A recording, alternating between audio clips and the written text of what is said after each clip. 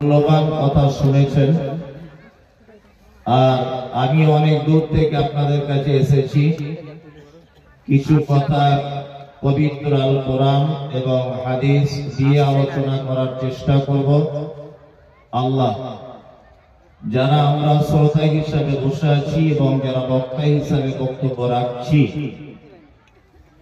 তুমি সকলকে সহিহ হাদিস এবং কোরআন মানার তৌফিক দান করো, আমিন।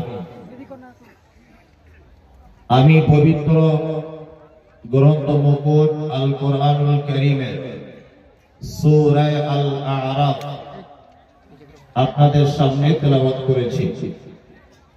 এই সূরা আল আরাফ থেকে আপনাদের সামনে কিছু কথা আলোচনা রাখবো। আর আরো একটা কথা বলে রাখছি, সেটা হচ্ছে এই যে আমরা অনেক মানুষ আছি যারা হাদিস এবং কোরআন যখন আমাদের নিজের পক্ষে যখন থাকে তখন আমরা এটাকে খুব সাবাস দিই, কারণ এটা আমার পক্ষে আছে।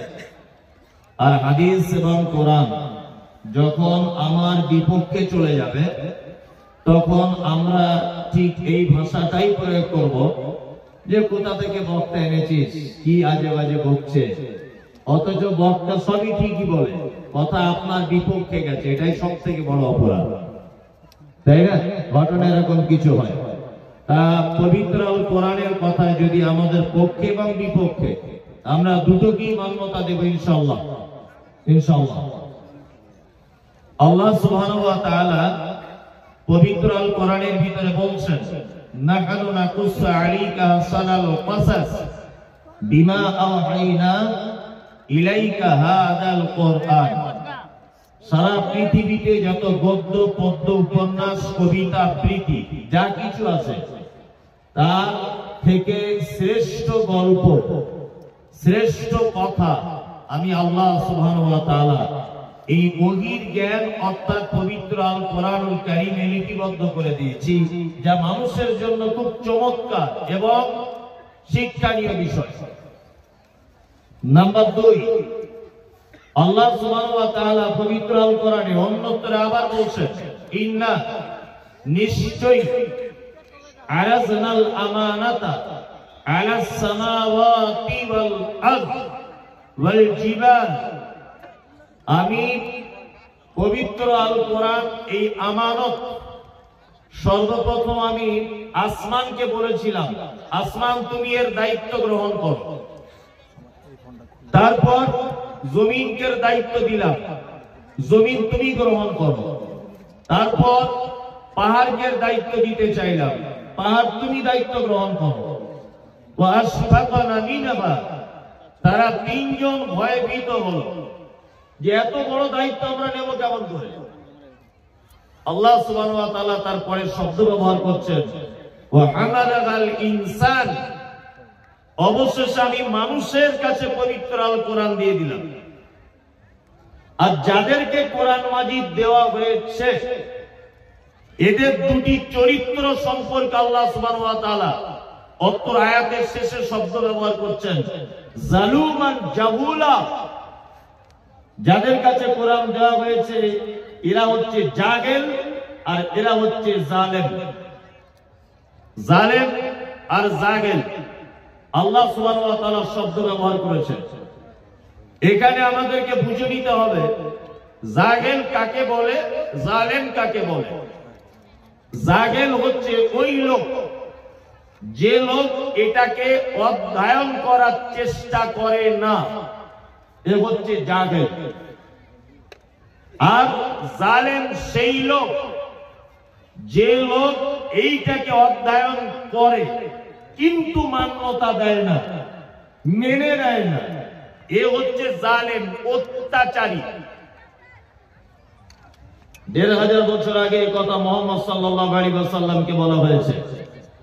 বলুন 2024 সালে যদি এটা সমীক্ষা চালানো যায় আর এই দুটি শব্দের যদি গবেষণা করা যায় তাহলে এই দুটি শব্দ কেটে দেওয়ার মতো ক্ষমতা আমার আপনার কারো আছে? না। আমরা না পবিত্র আল কোরআন জানতে শিখেছি, বুঝতে শিখেছি, অধ্যয়ন করতে চেষ্টা করেছি, আর না এর থেকে যেগুলো আল্লাহ সুবহানাহু ওয়া তাআলা বলেছেন সেগুলো মান্যতাও দিতে পারি না। মানে আমাদের কাছে পবিত্র আল কোরআন মানে শুধু এইরকম আমরা মনে করি শবে বরাত এলে তেলাওয়াত করতে হবে, রমজান মাস এলে তেলাওয়াত করতে হবে, আর একটা ভালো কোরআনের পাতা দেখে কিনে বাড়িতে মুড়িয়ে রেখে দিতে হবে আলমারিতে, এই আমাদের চিন্তা ভাবনা। পবিত্র আল কোরআন পড়তে জানেন অনেক মানুষ আছেন এখানে যারা কোরআন পড়তে জানেন, আছেন না? আচ্ছা, কাদের কাদের বাড়িতে বাংলা কোরআন মাজিদ আছে? একবার হাত তুলুন তো যে আমার বাংলা আছে, আমি বাংলায় পড়ি। হ্যাঁ, অবস্থা দেখুন, অবস্থাটা দেখুন, 4টে লোক হাত তুলেছে যাদের বাড়িতে বাংলা কোরআন মাজিদ আছে। তার মানে আমারই ভুল হচ্ছে, আপনারা সবাই আরবি বোঝেন আর কি। ব্যাপারটা কি এইরকম না? এই জাতি কি করে পরিত্রাণ পাবে? যে জাতির কাছে পৃথিবীর এক আশ্চর্য কিতাব এসেছে, সেই জাতি এখনো 50 বছর বয়সে পৌঁছে গেল, এটা একবারও দেখার বা বোঝার চেষ্টা করলো না। এই জাতি পরিত্রাণ পায়? যে জাতি জলসায় বাদামের দোকানে, জিলাপির দোকানে 50 কুইন্টাল জিলাপি বিক্রি হয়, আর বইয়ের দোকানদার কোরআন মাজিদের যে দোকান লাগায় ওর দোকানের একটাও বাংলা কোরআন মাজিদ বিক্রি হয় না, এই জাতি কি কোশ্চিন কালো সফলতা পায়? কোশ্চিন কালো সফলতা হবে না। জলসাতে 50 কুইন্টাল জিলাপি বিক্রি, অথচ যেটা আমাদের জন্য তেলাওয়াত করা বা পড়া ফরজ, বাংলা একটা কোরআন মাজিদ আমরা কেউ বাড়িতে রাখতে পারি না। এটা জাতির জন্য লজ্জা। আর সারা পৃথিবী পবিত্র আল কোরআন প্রতি এগুলো যখন দেখি এবং পড়ি বিশ্ববিভূত হই। পবিত্র আল কোরআনে বলা হচ্ছে, ইয়া আইয়ুহাল্লাযীনা আমানু, এই তোমরা যারা ঈমান এনেছো, ইন্নামাল খামর, নিশ্চয়ই তোমাদের জন্য মদ কি হারাম, তাই তো? চলুন পবিত্র আল কোরআন অন্য একটা আয়াতে যান, মদ তাহলে হারাম। আল্লাহ সুবহানাহু ওয়া তাআলা অন্যত্রে বলছেন, ইয়াসআলুনাকা আনিল খামর ওয়াল মাইসির, মুহাম্মদ সাল্লাল্লাহু আলাইহি ওয়াসাল্লাম আপনাকে প্রশ্ন করা হচ্ছে মদ আর জুয়া সম্পর্কে। কুল, আপনি বলুন, ফিহা কুল ফিহিমা ইসমুন কাবীর ওয়া মানাফিউ লিন-নাস, নিশ্চয়ই মদ এবং জুয়া মারাত্মক বড় অন্যায় এবং বড় পাপ। আল্লাহ তারপরে বলছেন মানাফিউ লিন-নাস, তবে মদে মানুষের জন্য উপকারও আছে। কথা ভালো করে বোঝার চেষ্টা করুন। বক্তব্য অনেকেই শোনেন, আর আমিও বক্তব্য রাখবো, আপনি শুনবেন। তবে আপনার কাছে অনুরোধ যে আমার প্রত্যেকটা কথা আপনার মনের মণিকোটায়, আপনার মগজে ভরার চেষ্টা করুন। এক, পবিত্র আল কোরআনে আল্লাহ সুবহানাহু ওয়া তাআলা ঈমানদারদের ডেকে কি বলছেন? মদ হারাম, তাই তো? আবার এই আয়াতে আল্লাহ সুবহানাহু ওয়া তাআলা বলছেন কুল, আপনি বলুন, ফিহিমা ইসমুন কাবীর ওয়া মানাফিউ লিন-নাস, নিশ্চয়ই মদ একটা বড় পাপ, কিন্তু এতে মানুষের উপকার আছে। এক জায়গায় বলছে হারাম, আর এক জায়গায় বলছে উপকার আছে। আচ্ছা বলুন, এবার একটা কথা আপনাকে বলি, পবিত্র আল কোরআনে এটা হারাম কেন? হারাম হচ্ছে এই কারণে যে এর উপকারের থেকে ক্ষতির দিকটা বেশি, এই কারণে এটা হারাম। তারপরে বলা হচ্ছে এটা, তা আমরা বুঝে নিলাম উপকারের দিক থেকে ক্ষতির দিকটা বেশি। তার মানে বুঝে নিতে হবে উপকার সামান্য কিছু থাকলেও থাকতে পারে বা আছে। আমরা আলেম ওলামারা বক্তব্য দিয়েছি, নারে তাকবীর, আল্লাহু আকবার। হুজুরের গলা কি রে বাবা, সাংঘাতিক গলা। নারে তাকবীর দিলাম, বাদাম কিনে নিলাম, জিলাপি কিনে নিলাম, বাড়ি চলে গেলাম, তাই না? আর আজকে ইহুদি খ্রিস্টানেরা এই আয়াতটাকে গবেষণা করে, যা আল্লাহ যে বলেছে মদে উপকার আছে, গবেষণা করতে করতে করতে করতে তারা অনেক কিছু আবিষ্কার করে নিল। ওই জন্য দেখবেন ফার্মেসিতে ঔষধ কিনতে গেলে প্রায় ঔষধে দেখবেন 1%, 2%, 3%, যে ঔষধে যেমন আর কি লাগে তেমন দেখবেন মদ, অ্যালকোহল থাকে, থাকে না? থাকে। আর মুসলমানরা কোরআনের একটা আয়াত শুনেছে, নারে তাকবীর, আল্লাহু আকবার দিয়ে বাড়ি চলে গেছে, তো কিছুই বুঝে না। আশ্চর্য হয়ে যাবে। এবার আপনাদেরকে আমি দুটো একটা জিনিস, খুব মজার জিনিস আপনাকে দেখাই। পবিত্র আল কোরআনে আছে, চোর নারী হোক আর চোর পুরুষ হোক তাদের হাত ধরে কেটে দাও। এটা আছে না? নেই? আছে, আছে। এটা আমি অনেক জায়গায় বলেছি, আবার বলছি, তারপরে বক্তব্য শুরু করছি। হাত কেন কেটে দিতে হবে একটা চোরের? আচ্ছা, আমার যদি চোর, আমি যদি চোর হই, আমার হাত যদি কেটে দেয়, তা আমি নিজে না পড়লেও অন্য কাউকে দিয়েও তো পরামর্শ দিয়ে চুরিটা করাতে পারবো। পারবো কি পারবো না? পারবো। আল্লাহ তো এটা বলতে পারতেন যে ওর চোখ দুটো এরকম কলম দিয়ে খুঁচে কানা অন্ধ করে দাও, যে তো দেখতে না পায়, তাহলে জীবনেও চুরি করতে পারবে না। এখন আমার যদি হাত নাই বা থাকে, তা আমার বন্ধুই নি, ওনাকে দিয়েও তো আমি চুরি করাতে পারি। পারি কি পারি না? পারি। কিন্তু আল্লাহ সুবহানাহু ওয়া তাআলা বলছেন, চোর নারী হোক পুরুষ হোক তাদের হাত কেটে দাও। এসবগুলো কখনো ভেবেছি আমরা? কখনো ভাবিনি। কেন হাত কাটার কথা কেন বললেন? আমি মমতাজুল ইসলাম আপনাদের আঠিয়া গ্রামে জলসা করতে এসেছি। এই জায়গাটা একটা 1 লাখ টাকার মোবাইল রাখা আছে। আমি স্টেজে যখনই উঠলাম তখনই মোবাইলটা আমার চোখে পড়লো। ওরে বাবা, দামি মোবাইল, অ্যাপেলের সেট। আমার মনটা বারবার বলছে মোবাইলটা চুরি করা লাগবে আমাকে। আমি ওখান থেকে হেঁটে হেঁটে হেঁটে হেঁটে এসে আস্তে আস্তে এইখানটায় দাঁড়ালাম। মোবাইলটা এখনো টেবিলের উপরই আছে। আমি অনেকক্ষণ ভাবনা চিন্তা করার পরে চারিদিকে লক্ষ্য করে এরকম ভাবে দেখে নিয়ে চটাম করে পকেটে ভরে নিলাম মোবাইলটা। আচ্ছা বলুন তো, ওইখান থেকে হেঁটে আসলাম, আমার চোখ দেখলো, অন্তর বলছে চুরি কর, পা হেঁটে এসে সহযোগিতা করলো, ফাইনাল কাজ কে করলো? পকেটে বললো কে? পা ভরতে পেরেছে না। তার মানে বোঝা যাচ্ছে পবিত্র আল কোরআন এক সুন্দর জীবন ব্যবস্থা। প্রত্যেক অপরাধী যে অপরাধ করেছে তাকেই সাজা দিয়েছে। চোখ দেখেছে, অন্তর বলেছে, পা হেঁটে এসেছে, কিন্তু পকেটে ঢোকাতে পারেনি। ফাইনাল কাজ করেছে কে? ইসলাম বলেছে হাত কেটে দাও। আশ্চর্য ব্যাপার, আমরা এত সুন্দর একটা কিতাব, যে কিতাবগুলো আমরা অধ্যয়ন করার চেষ্টা করি না। বিনীত অনুরোধ, বাংলা কোরআন মাজিদ কিনুন, কিনে একটু পড়াশোনা করার চেষ্টা করুন, তাহলে দেখবেন আপনি নিজেই অনেক কিছু জানতে পেরে যাবেন। আমার গলার সুর অত ভালো না, আমি একটা একটা করে বাংলাতে আপনাদেরকে অনুবাদ করে, একদম কোরআন মাজিদের বাংলা অনুবাদ করে আপনাদেরকে শুনিয়ে দেব। আর এখন সোশ্যাল মিডিয়াতে আমি বিতর্কিত লোক, ওই জন্য যাতে আমার একটা শব্দ যাতে মিস না হয়ে যায়, পাশে আর একটা বাংলা কোরআন মাজিদ এনেও রেখে দিয়েছি। কারণ একটা যদি মিস হয়ে যায় কালকেই বা মোটামুটি লেগে যাবে এইটাকে কাটিং করে দিয়ে, বুঝলেন? এইটা থেকে বাঁচার জন্য আমি আবার সতর্কতার সাথে বাংলা একটা কোরআন মাজিদ সাইটে রেখেও দিয়েছি। আল্লাহ সুবহানাহু ওয়া তাআলা পবিত্র আল কোরআনে বলছেন, সূরা আল আরাফ, এই সূরা থেকে কথা বলছি। আলিফ লাম মিম সাদ। কিছু কিছু সূরার আগে এরকম শব্দগুলো আছে দেখবেন।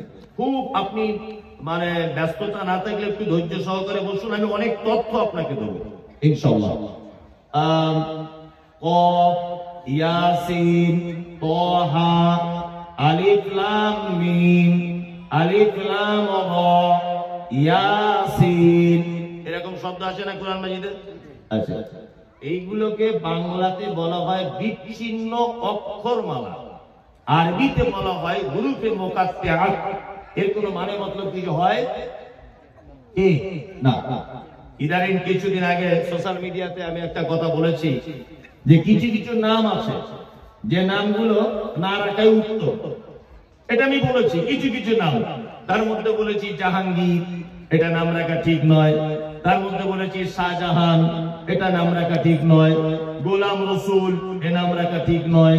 গোলাম নবী, এ নাম রাখা ঠিক নয়। গোলাম মাহবুদ, এ নাম রাখা ঠিক নয়। আমি তার সাথে এটাও বলেছি যে ইয়াসিনের নাম রাখা ঠিক না। এখন সব কিছু বাদ দিয়ে এখন ইয়াসিনকে নিয়ে পড়েছে। বলছি ইয়াসিন কেন যাবে না? ইয়াসিন তো কোরআনে আছে। আসলে যে শব্দের বা যে নামের মানে কোনো নাই, তার কোনো অর্থ ভালো নেই, আমি ওই জন্য বলেছি শব্দটার কোনো অর্থই নেই, ওই জন্য আপনি এটা নাম হিসেবে না রাখা উত্তম হবে। আপনি অন্যান্য আরো শব্দ আছে পবিত্র আল কোরআনে, সেইগুলো আপনি ব্যবহার করুন আপনার বেটার নামের জন্য, আপনার নামের জন্য, কোনো সমস্যা নেই।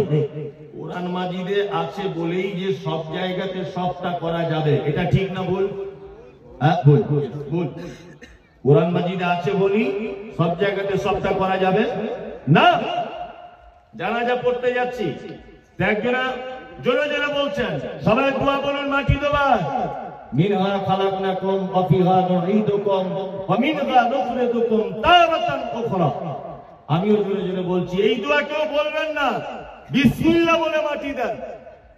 তখন যে চাচা বলছিল ও লাভ মেরে দিয়েছে, বলছে তুমি কোন জায়গার মনি সাহেব? কেন বলছে এটা কোরআনের আয়াত, এটা কেন বলা যাবে না? তোমাদের যত সব ফতোয়া ইত্যাদি ইত্যাদি আমাকে ছোট বড় অনেক কিছু বললো। আমি দেখলাম যে ওয়ারিস আনিল জাহিলিন, আল্লাহ তাআলা বলেছে অশিক্ষিত মূর্খদের কাছ থেকে দূরে থাকো। আল্লাহর ভাষায় অশিক্ষিত থেকে কি করতে হবে? দূরে থাকতে হবে। আমি দেখলাম এলে কিছু জানে না, এই দোয়াটাই মুখস্থ করেছে, এর থেকে আমাকে দূরে থাকতে হবে। অনেক কিছু আমাকে বলছে। তারপর আমি বললাম চাচা কোরআনে থাকলেই যে ভালো, এটা তুমি বুঝলে কেমন করে? এটা তোমার আইডিয়া এলো কেমন করে? বলছে না কোরআনের আয়াত কেন বলা যাবে না। আশ্চর্য ব্যাপার। আমি নামাজ পড়ছি, আল্লাহু আকবার, রুকুতে গেলাম। রুকুতে গিয়ে কি বলতে হয়? সুবহানা রাব্বিয়াল আযীম। আচ্ছা আমি যদি এই দোয়াটা না বলে যদি এইটা বলি, ইন্না আতাইনাকাল কাউসার ফাসাল্লি লিরাব্বিকা ওয়ানহার ইন্না শানিয়াকা হুয়াল আবতার, চলবে? কেন চলবে না? কেন? এটা তো কোরআনের আরো ভালো একটা সূরা, চলবে না কেন? হ্যাঁ, ইয়েস। তার মানে বোঝা যাচ্ছে যে ঠিক জায়গায় পড়েনি, তাই না? তার মানে কোরআন ভালো জিনিস, তাই বলে এটা নয় যে আপনি যেখানে যেভাবে ব্যবহার করতে হবে সেইভাবে ব্যবহার করা লাগবে, তাছাড়া উপায় নেই। একটা লোক মারা যাচ্ছে, খুব ভালো করে শুনুন, একটা লোক মারা যাচ্ছে। মুহাম্মদ সাল্লাল্লাহু আলাইহি ওয়াসাল্লাম কি বলছেন? একজন মুমূর্ষ ব্যক্তি যে মৃত্যু অবস্থাতেই আছে, মারা যাবে, এই টাইমে তোমরা তার কাছে বসে বলো লা ইলাহা ইল্লাল্লাহ। যদি এই লা ইলাহা ইল্লাল্লাহ মুহাম্মদ রাসূলুল্লাহ এটা যদি বলে দেয়, ভালো করে বুঝবেন, আল্লাহ নবী সাল্লাল্লাহু আলাইহি ওয়াসাল্লাম তিনি বলছেন তাহলে ওই লোকটার থাকার জায়গা জান্নাত। কোথায়? জান্নাত।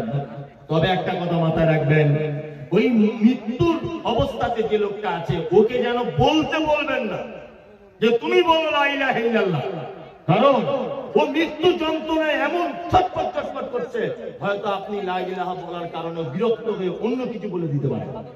কি বললাম বুঝলেন? ওই জন্য আপনি ওর কাছে বসে এমনিতেই বলবেন লা ইলাহা ইল্লাল্লাহ। আপনার বলাতে যদি ও একবার যদি বলে দেয়, তাহলে আল্লাহ নবী সাল্লাল্লাহু আলাইহি ওয়াসাল্লাম বলছেন ওই লোকটার থাকার জায়গা জান্নাত। এটা একটা সহজ পদ্ধতি, সহজ পদ্ধতি। এখন আপনার আব্বা এই অবস্থাতে আছে, আপনি মাদ্রাসায় গেলেন, মাদ্রাসায় যাওয়ার পরে বলছেন আব্বা সাহেব আমার আব্বার অবস্থা খুবই খারাপ, তাড়াতাড়ি করে চলুন। আব্বা সাহেব বলছে আমার তো যাওয়ার টাইম নেই, আমি 4টে ছাত্র পাঠিয়ে দিচ্ছি।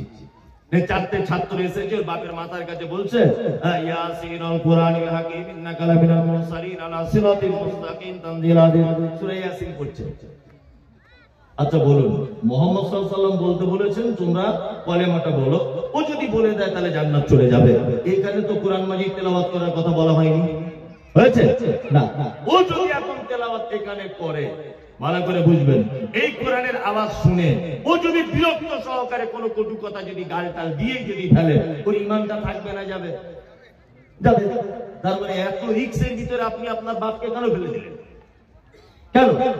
মুহাম্মদ সাল্লাল্লাহু আলাইহি ওয়াসাল্লাম যেটা শিখিয়েছেন আপনি সেটা বলুন।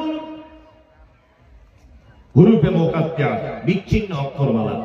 আল্লাহ তাআলা তারপরে বলছেন কিতাবুন, এটা একটি কিতাব, এটা একটি বই। উনজিলা ইলাইকা ফালা ইয়াকুন ফি সাদরিকা হারাদুন মিনহু লিতুনদিরা বিহি ওয়া যিকরা লিল মুমিনিন।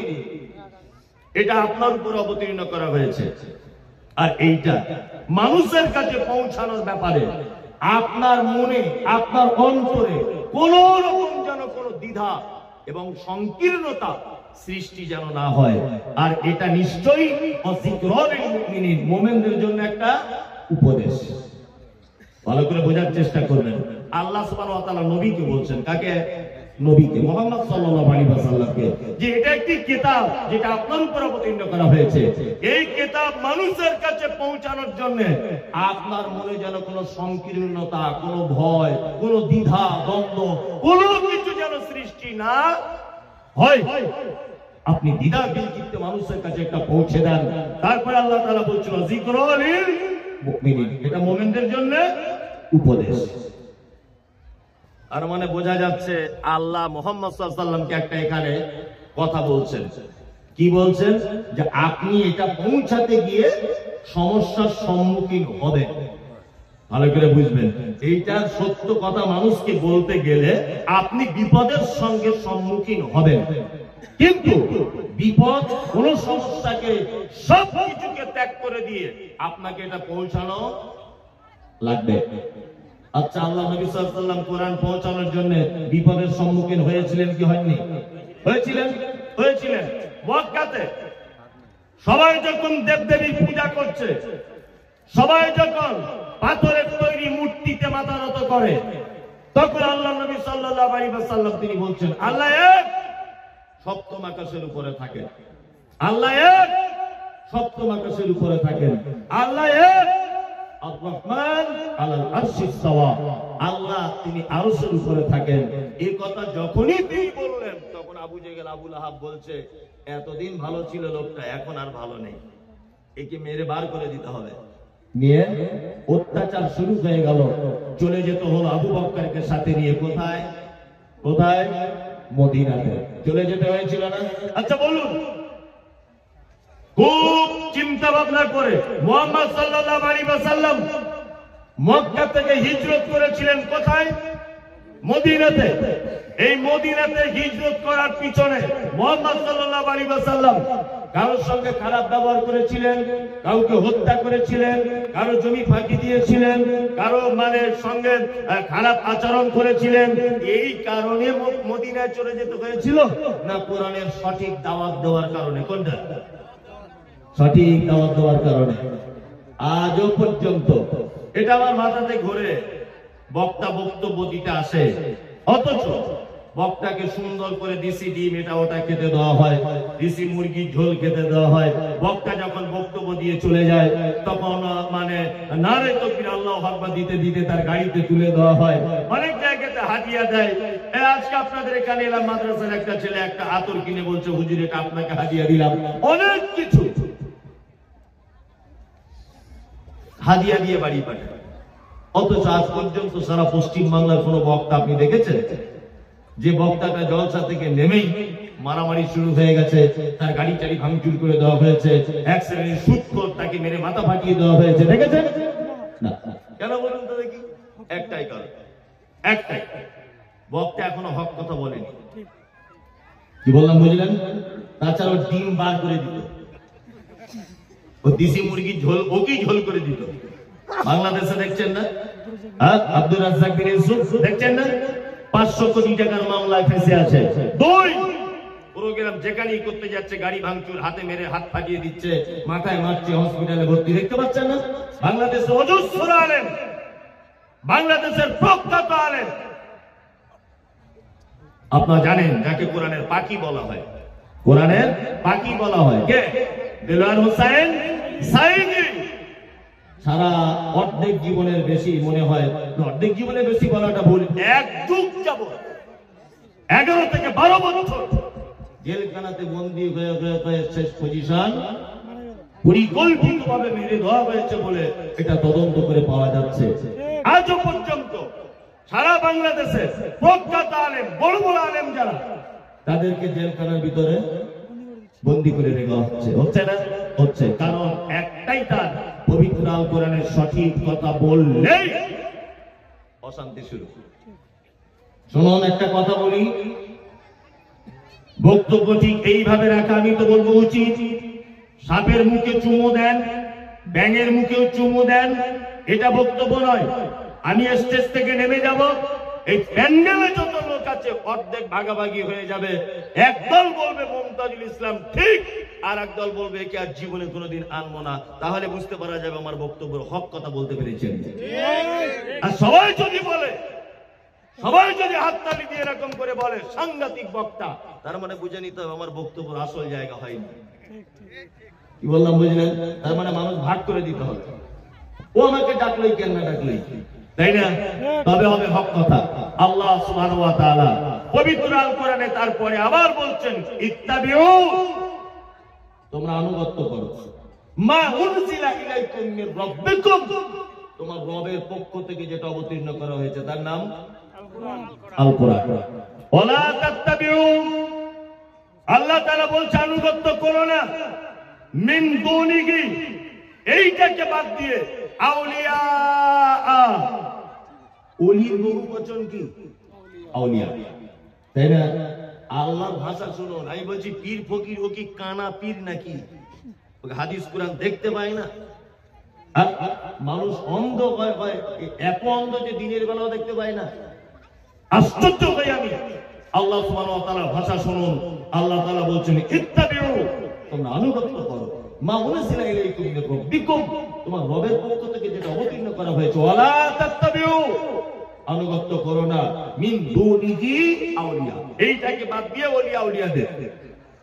এইখানে আপনার সঙ্গে আমার কয়েকটা কথা, আমি যেখানেই যাই আমাকে আগে থেকে বলে মাদ্রাসার ব্যাপার তো হিসাব করে কথা বলবেন, অনেক দলের লোক থাকে। তাই মনে মনে ভাবি, তুমি যখন জানো যে মমতাজুল ইসলামের ঠোঁট কাটা, তুমি আমায় আনলে কেন? এখানে যদিও আমাকে কিছু বলেনি, অন্যান্য জায়গায় ভালো করে যেখানেই যায় আগে থেকে কাগজ ধরিয়ে দিয়ে বলে, হুজুর আপনি এদের ব্যাপারে বলবেন না, এদের ব্যাপারে একটু বাদ দিয়ে বলবেন, এদের ব্যাপারে একটু ভালো করে বলবেন, এই সব করে। মানে যেখানেই স্টেজে উঠি তার আগেই আমার বক্তব্য অর্ধেক 12:30 বাজিয়ে দেয়, কিছু বলতেই দেয়, যে আমি হক কথাটা বলবো জাতির সামনে, সুযোগ আমাকে দেওয়া হয়। চলুন, আল্লাহ তাআলা তাহলে কি বলছেন? মেনে নিতে হবে কোনটা? আল কোরআন। কোরআন ছাড়া পৃথিবীর অন্য কোন মতবাদ আর হাদিস ছাড়া পৃথিবীর অন্য কোন মতবাদ মানা যাবে কি? ইসলাম হিসাবে মানা যাবে না। আপনাকে একটা বই আমি দেখাবো, মোবাইলে আমার ডাউনলোড করা আছে, আর আপনাকে আমার গাড়িতে বইটা আছে। এই কইছে খায়রুল কই, এই আলমগীর, কথা আলমগীর টান, একটা বই আমি কিনেছি কালিয়াচক থেকে, মালদা কালিয়াচক থেকে। কথা আলমগীর টান তো একটা বই আপনাদেরকে দেখাবো, বইটা কিনে নেবেন। আল্লাহু আকবার। যারা মাযহাব মেনে চলে ভালো করে বুঝবেন, এই মাযহাব যারা মেনে চলে এদের একটা লেখা বই, তার নাম ফতোয়া আলমগীরি। কি বললাম বুঝলেন? ফতোয়া আলমগীরির ফতোয়া হচ্ছে এই, কেউ যদি আল্লাহু আকবার এইটা আরবিতে যদি না বলে, ফারসিতে যদি বলে, অসুবিধা নেই। এটা ফতোয়া আলমগীরির ফতোয়া। যদি লেখা না দেখাতে পারি তা আমি আপনার এইখানে 10 বার কান ধরে উঠবোস করে তবে বাড়ি যাবো, দেখা দেখতে না পারি। ওই বইয়ের ভিতরে লেখা হচ্ছে, ওই বইয়ের ভিতরে কি বলছে? বলছে কেউ যদি বিসমিল্লাহ বলে কুকুর যদি জবাই করে, তাহলে ওই কুকুর ব্যবসা বা ওর গোশত বিক্রি করা যায়। ফতোয়া আলমগীরি, ফতোয়া আলমগীরি বিভাগের অধ্যায় বলা হচ্ছে, কেউ যদি কোন সুন্দরী মেয়েকে দেখে যদি বলে তুমি আমার বউ, আর মেয়েটাও যদি বলে আমিও রাজি হয়ে গেলাম, বলছে তাহলে তার সঙ্গে সহবাস করা যায়, সাক্ষীটা কি কিছু লাগবে না। এই দেখুন বইয়ের ভিতরে লেখা আছে। ফতোয়া আলমগীরির ফতোয়া হচ্ছে, কেউ যদি রুকু না করে ডাইরেক্ট যদি সিজদায় চলে যায়, নামাজের কোনো অসুবিধা নেই। ফতোয়া আলমগীরি নামাজের অধ্যায়। ফতোয়া আলমগীরি জাকাত এবং ওসরের অধ্যায় বলছে কেউ যদি শুকর আর কুকুরের যদি ব্যবসা যদি করে তাহলে তার ওসর লাগবে। কুকুর আর শুকরের ব্যবসা যদি কেউ করে বলছে তার ওষুধ দিতে হবে। ফতোয়া আলমগীরি হারাম হালাল অধ্যায়ে বলা হচ্ছে মদের উপরের অংশ যদি কেউ না খায়